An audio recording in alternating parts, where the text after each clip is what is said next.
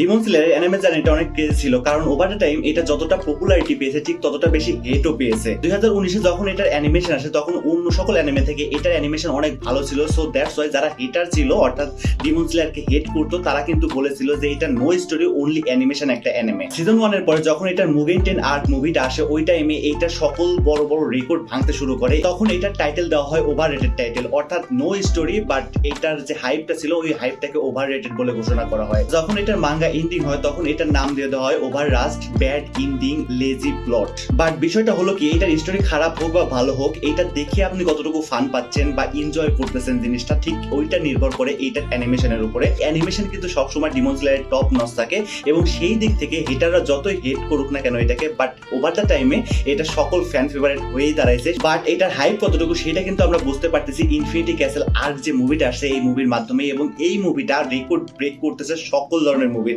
এবং